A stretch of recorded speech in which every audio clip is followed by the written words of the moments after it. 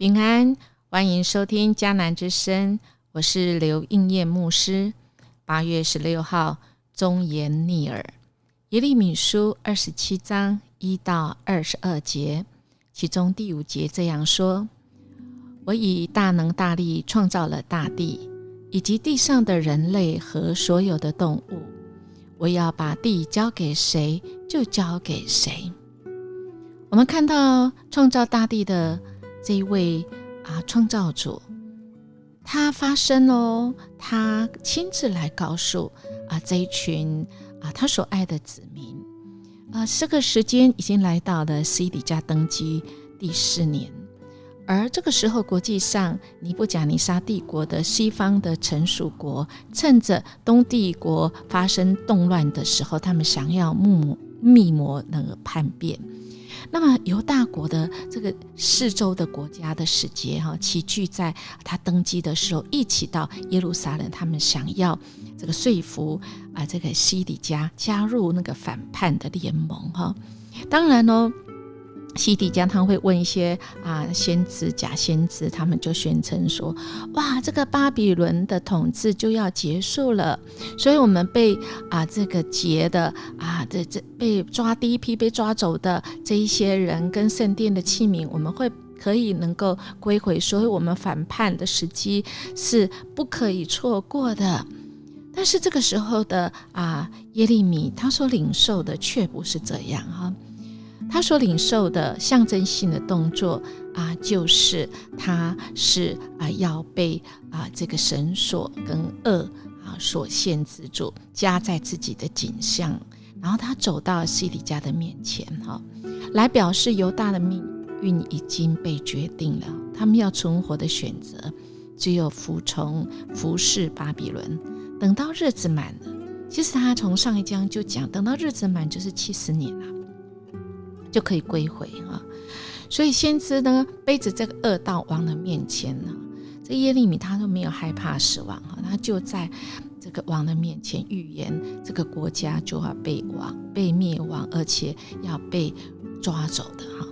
那这个位上主呢他很清楚的跟耶利米说的这样的应许就是说我用大能和伸出来的膀臂创造大地和地上的人民跟畜生，我看给谁比较相宜，我就会这样给他这是神可以决定的再次今天的经文再次给我们去思考因为神的心意如果要把这些地都给这个他的仆人巴比伦尼布甲尼撒的手，尼布甲尼撒是神的子民的敌人但是我们的主说他是他的仆人那么我也会将田地，我们的主说他也会将田野的走兽给他使用今天的这段经文给我们真的是一个很震撼的教育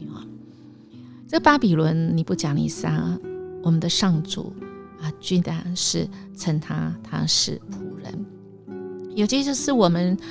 一些苦难的时候我们觉得不可爱的人但是我们的主是大有能力的，他要用他使他所爱的子民可以回转的话，这些都是被神所用的。我想你应该在疫情这段时间曾经听过一个诗人，他这样说，如果在疫情中我们不知道去思考有一位神的话，那么我们就浪费了这次疫情。